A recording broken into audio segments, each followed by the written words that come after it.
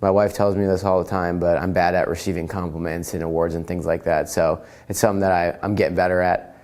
I think that this year was an extreme highlight of how life can go, in just the most truthful, brutally honest sense, because I thought that going into my senior year I was going to feel great. I was up a weight class. I thought I did a lot of really good things in the off season.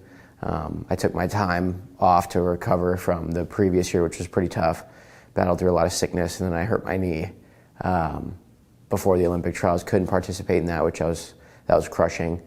And so I took the whole summer, just did rehab, got better at wrestling, enjoyed my time. I eventually got married, which was awesome. Moved into a house, so a lot of big life changes during that time. And then season started, things started to go pretty well, and then all of a sudden, boom, right again, just something to tear me down. And it was very difficult because it's not how I personally envisioned it.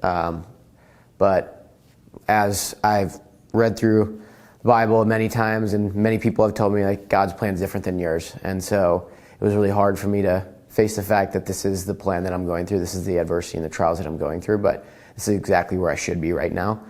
So I need to make the most of it and understand that God is good and the people around me are going to support me in every way, shape, or form.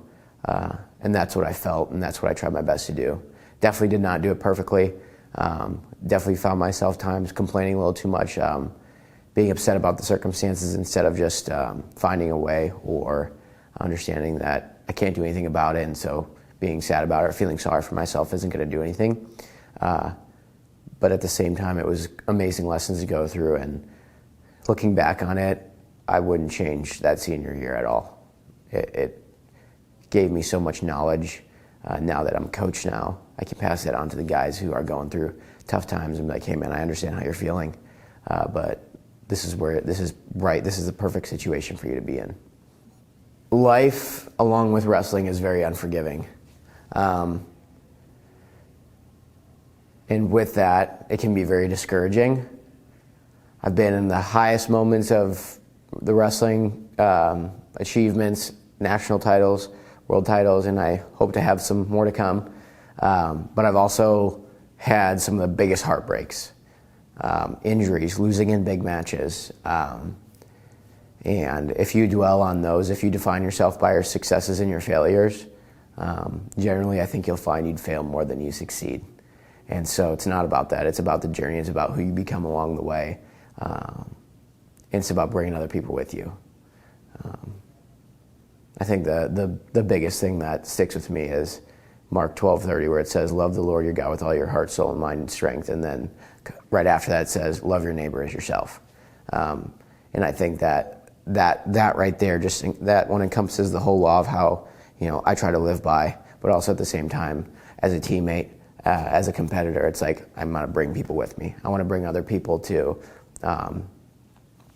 just not only achievement, good habits, well-being. I want to know that I care about them. I want great relationships to form. I want to see them become husbands. I want to see them become fathers, and I want to be a part of their lives. And so that would be the biggest thing I would say, is it's about the journey. It's about who you become along the way. He's a great teammate, and how he cares about his teammates. And I saw that his senior year in high school, when he was more excited about his teammate winning in the semis than himself.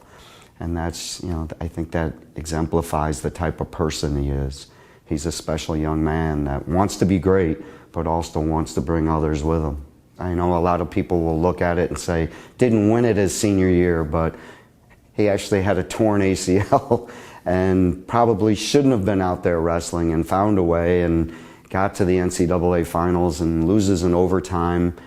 And then, of course, he's so driven, and so, how he wants to be a better person every day. The first comment after sitting after the loss of NCAAs was, I got to finish that single leg, coach. We got to get to work, and we got to start working on fit. I finished that, and that's how he is. He moves on. He doesn't blame, but just gets better and wants to be a better person, better wrestler every day. And there's nobody, I think, more deserving than the Person of the Year than Keegan O'Toole.